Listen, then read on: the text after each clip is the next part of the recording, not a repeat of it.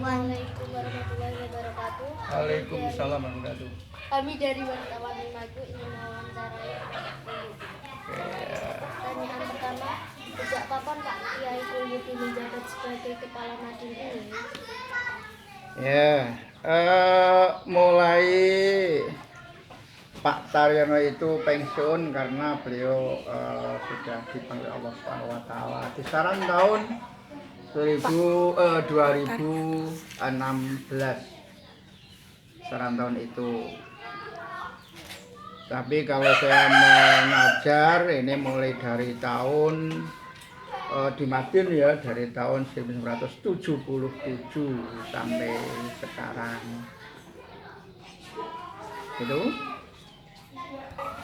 Tugas menjadi kepala Madin ini apa? Oh ya, tugas menjadi kepala Madin ya untuk menempatkan dunia tersebut agar perjalanan Madin bisa berjalan dengan baik sesuai dengan tujuan. Kemudian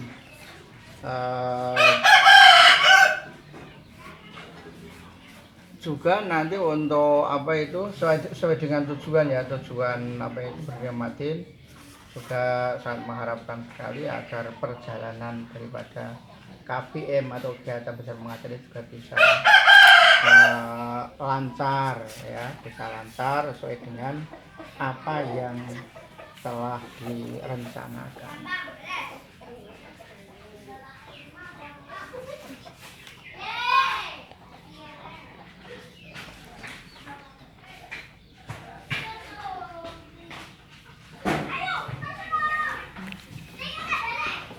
Kenapa Pak Kiai mau untuk menjadi jabatan kepala Madin ini? Oh ya. Kenapa kok mau untuk jabatan kepala Madin ini? Ya karena ya mau tidak mau karena kepala sekolah yang dulu sudah tiada, sudah meninggal dunia. Nah, kemudian saya merasa paling tua di madrasah. Nah, kemudian saya yang ditunjuk untuk mengganti dari Bapak Haji Taryo sebagai kepala Madin. Kalau ditarik sebenarnya tidak mau karena tugasnya sudah berat.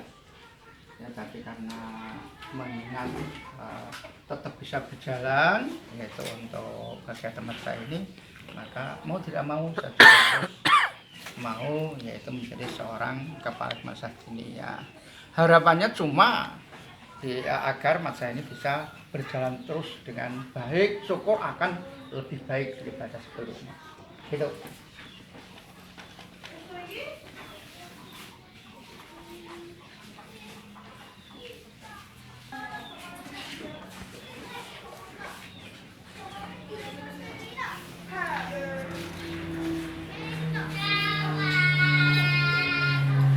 Sejarah Madin ini dulu dibentuk tahun berapa dan siapa saja tokoh pendirinya, Pak?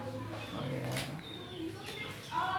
Kalau madrasah diniyah Merdeka Hausan ini yang saya dinamakan yaitu Nurul Huda ini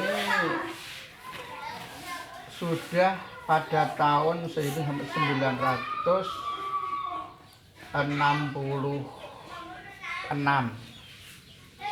ya, 66. Tapi sebelumnya ini sudah ada madrasah diniyah yang berada di Jetis Ngasem, ya, Jetis Ngasem Gunung Pring. Tepatnya itu di terminal makam Gunung Pring yang timur. Itu dulu adalah untuk madrasah diniyah. Saya pun juga belajar di sana. Ya. Waktu itu masih pengajarannya itu ada Pak Kiai Muhtadin Asror. Itu pendiri pertama Pak Kiai Muhtadin Asror. Kemudian ada Pak Dul Syukur, kemudian ada Pak Kiai Muhammad Safawi, kemudian dibantu oleh Pak Abdul Rahim, Pak Abdul Syukur, ada Pak Muhyiddin. Nah, so waktu itu. Tapi setelah setelah itu kemudian setelah NU di Gunung Pring ini punya Madin ini, kemudian baru berpindah di Karaharjan di sini sampai sekarang. Sinten Pak sendiri? Pendiri utama sebelum tahun 1966 itu ada Pak Ki Muhtadin Asror. Muhtadin Asror. Ada Pak Kiai salah ini siapa kuwi? Pak Abdul Syukur, Pak Abdul Syukur.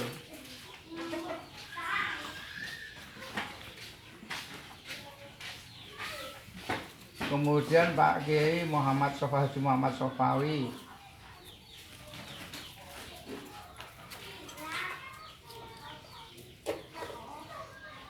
Ada Pak Abdul Rohim.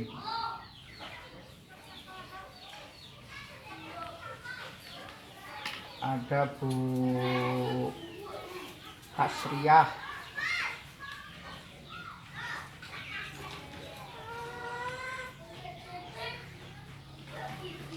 Ada Pak Abdul Subur.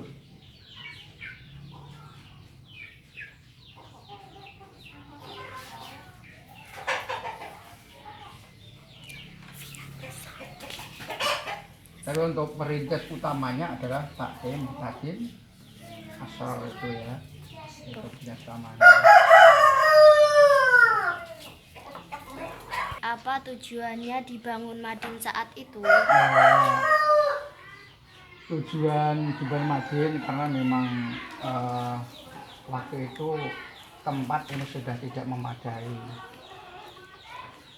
Kemudian prihatin dari ini yaitu bagaimana agar NU di Gunung Pring ini punya yang namanya itu madrasah diniyah.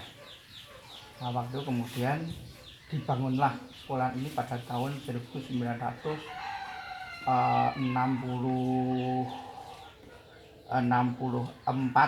ya, 64 selesai itu 66 kalau tidak salah itu.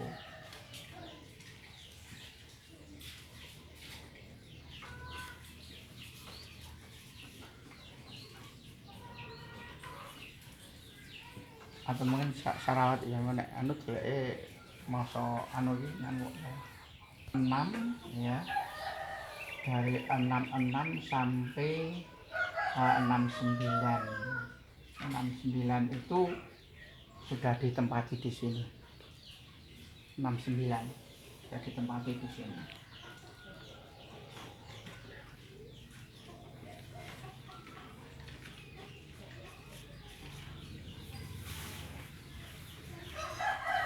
Dan karena waktu itu memang peminatnya itu banyak sekali di berbagai daerah. Dan kenyataan hasil pendidikan di madrasah waktu itu juga kelihatan sekali ya, kelihatan sekali banyak ya, yang tokoh-tokoh organisasi maupun banomnya itu mayoritas dari lulusan madrasah.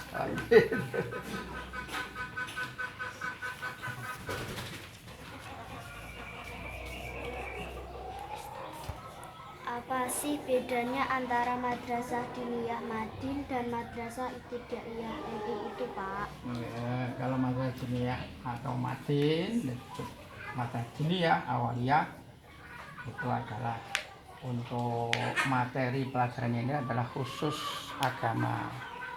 Ya, khusus agama tidak ada materi umum. Tapi kalau Madrasah Ibtidaiyah itu kan sifatnya adalah umum, tapi kurikulumnya adalah sebagian itu dari Kemenak, sebagian juga dari lokal.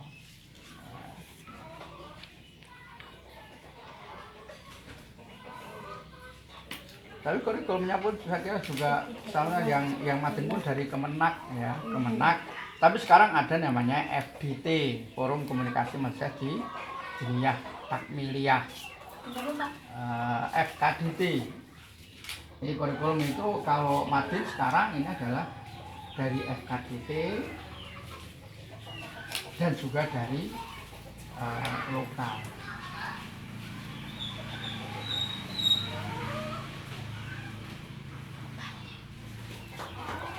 Nah, dari waktu Ma'arif Gunung Pring.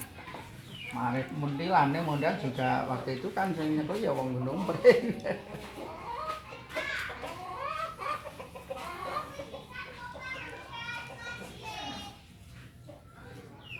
Itu berapa persen ya untuk anu ya? Untuk agamanya dan untuk umumnya. Oh, apa ini? Enggak begitu tahu. Badannya.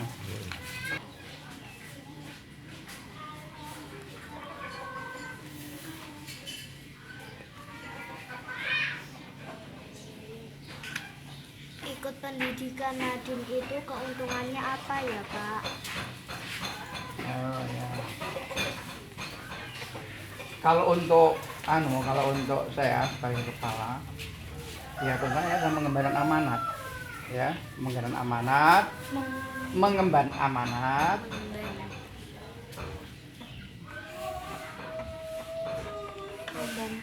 mengemban amanat, dan juga menginginkan agar generasi anak itu mereka punya ilmu agama yang kuat dan yang cukup, sehingga nanti menjadi seorang remaja, seorang pemuda yang berilmu.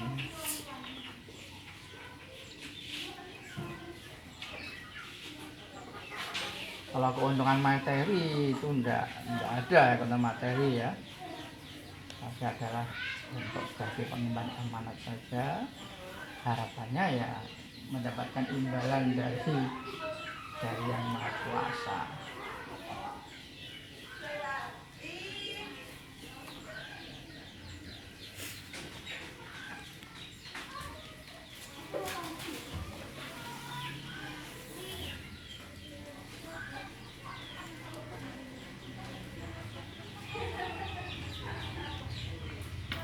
Dulu waktu kecil Pak Koyubi apa juga belajar Nadine dan pengalaman apa yang sampai sekarang tak terlupakan ya Pak?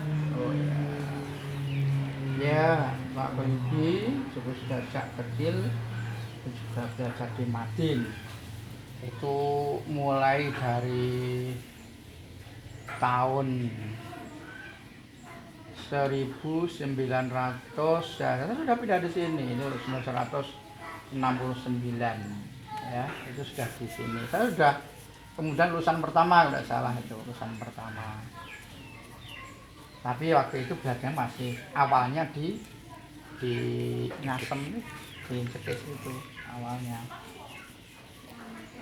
Dan waktu itu ini untuk belajar Madin ini yaitu dengan program 6 tahun ya, 6 tahun. Jadi kalau sekarang cuma 4 tahun ya, satu kelas 4, kalau dulu ini adalah 6 tahun. Dan waktu itu belum ada wusto. Nah, kalau sekarang sudah ada wusto.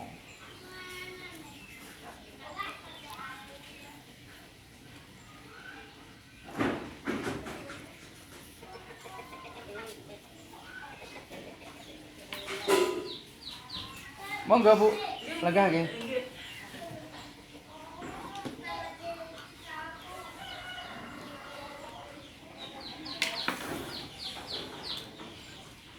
Kalau tentang pengalaman dalam belajar di Madin itu banyak sekali.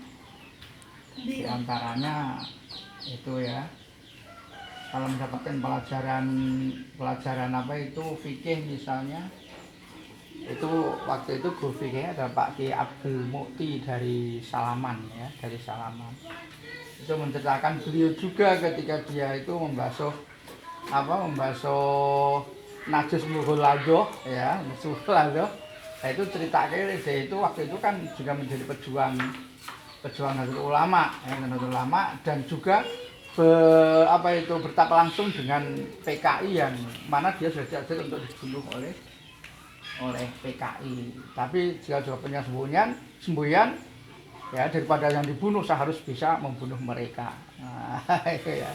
Akhirnya pun juga kemudian dia waktu itu berani untuk membunuh seorang PKI. Saya kalau tentang yang berkaitan dengan pelajaran fikih itu, beliau waktu itu dihadapkan oleh mau ke sungai mau mandi dihadapkan oleh anjing gila. Ya, anjing gila. Maksudnya? Anjing gila mau nerekam deh, mau gigit itu Pak Erdem itu. Hanya terus dia siap-siap ini pakai anduk yang tebel, kemudian diacungkan gitu bercokot wis gitu ya.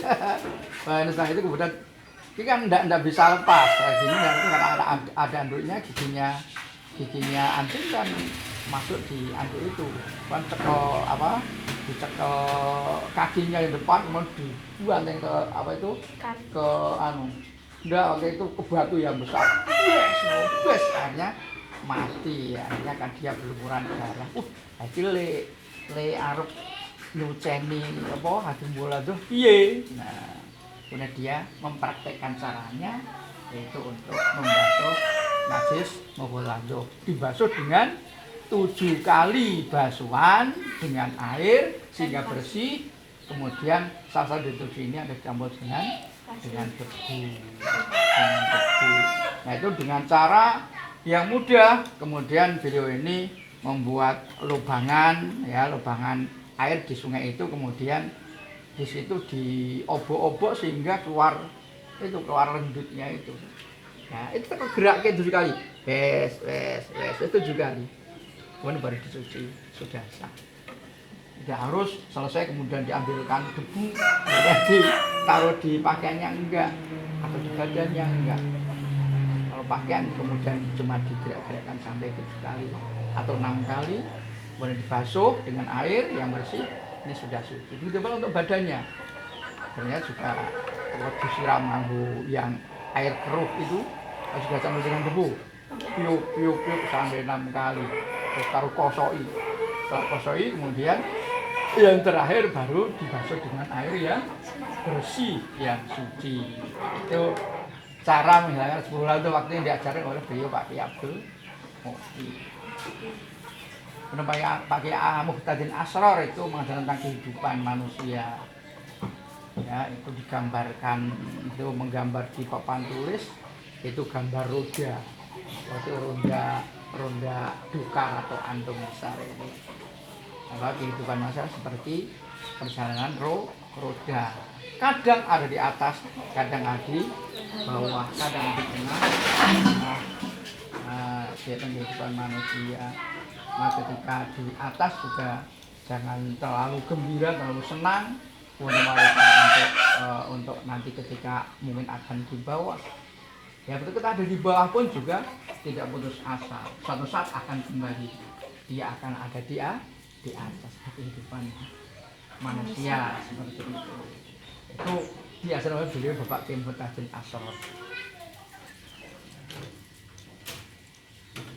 Kemudian apa? Oh, waktu itu juga saya senang sekali karena begitu selesai sekolah itu saya kemudian diminta untuk membantu mengajar di madrasah. Jadi mengajar kok awalnya saya masih agak kecil ya. Hanya sebagai pembantu Ragu-ragu. Yo enggak kok. Wis teko wani ya. Waktu itu teko berani. Umurnya masih 74 ya 74-an kita berani kok 75 dia makanya 76 saya kembali pondok 7 ada untuk cuma sebentar kemudian saya mengajar di madrasah ya 7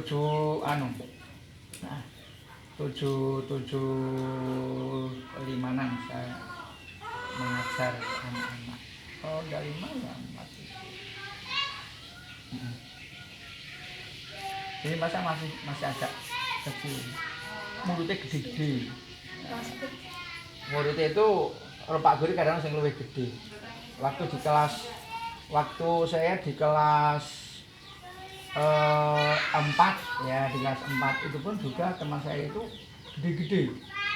Ya, saya termasuk mungkin waktu paling kecil ya paling kecil barengan saya itu ada bojone Pak Muhammad Safalitun ada Bu Munsirah itu sudah ya dengan saya mungkin lebih tua sana Mbak Marwiyah yang punya Pondok Al Musanaf itu.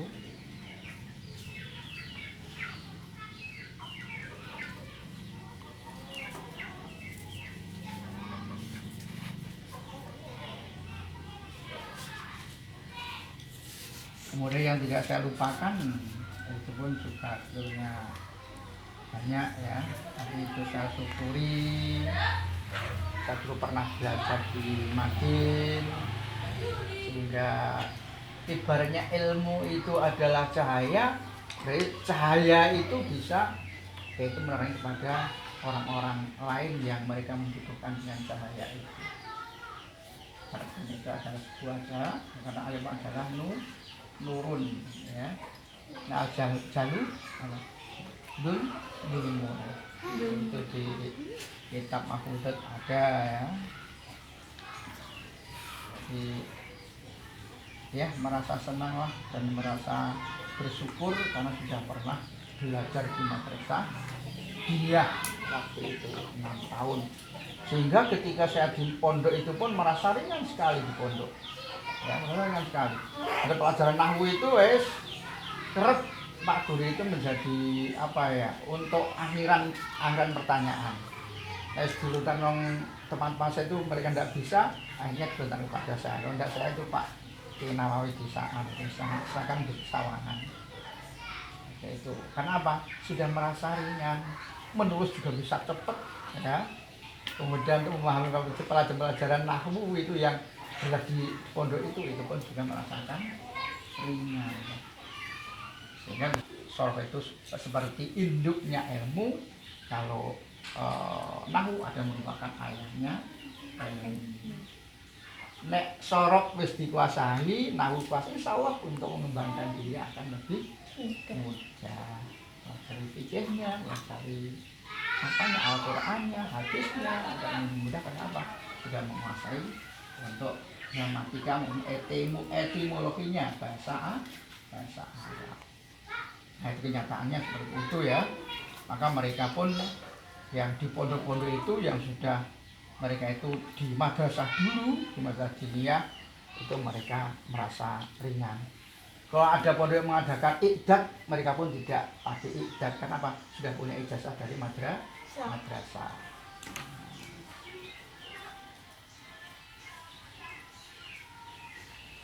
Kemudian sekalian ya, kamu semua yang nanti mungkin mau belajar di sekolah yang lebih tinggi juga sudah punya ilmu di dunia ini, insya Allah akan lebih mudah. Mungkin juga di MI-nya pun juga akan merasa lebih ringan. Karena apa? Belajar 2 kali di MI dan juga di madrasah. Nah, digunakan sebagai pematangan.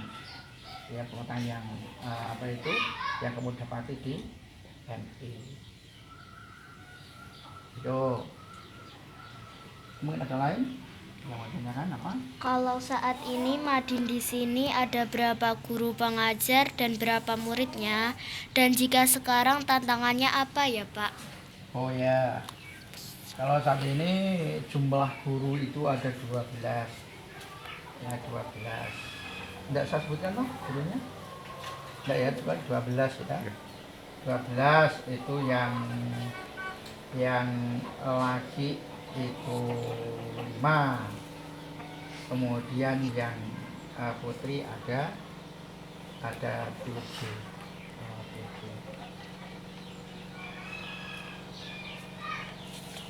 Kemudian muridnya 5 atau 7, 12. Pak Sidik sudah mengundurkan diri karena dia menjadi PNS di Magelang. PPD Departemen Penanganan Bencana Daerah.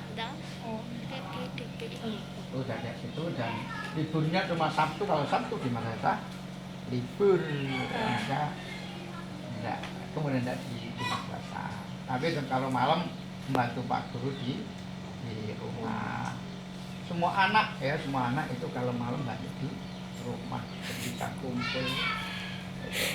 Nek sore kumpul di sini. Nek Pak iki sampeyan tak pilih.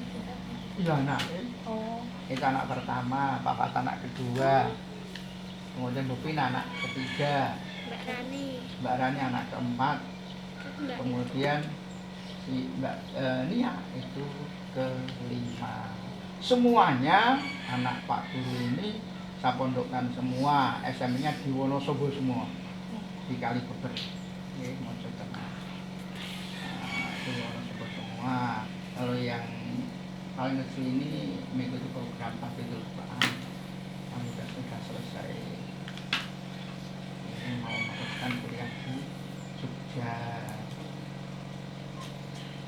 Oke, jadi oh tantangannya ya, tantangannya itu kalau sekarang ya karena ini pandemi ini tantangannya sehingga tidak bisa belajar tatap muka secara tatap muka, kan tidak bisa maksimal ya mulang. Kadang kayak tugas nih ono bocah sing ora garap, itu orang garap, tidak ada laporan. Nah, termasuk Oji mungkin. Ya kan yang berat tuh karena masih dalam masa pandemi, mudah nanti pandemi segera diangkat oleh Allah Subhanahu wa Ta'ala dan kita bebas untuk mengadakan kegiatan belajar mengajar di Madin maupun di MI-nya. Ini sekarang sudah lekas masuk. Itu kemana ada 100-an, hampir 100. Nah memang ada 1-2 yang kadang ada ora, itu bentuk ora, tidak ada keterangan.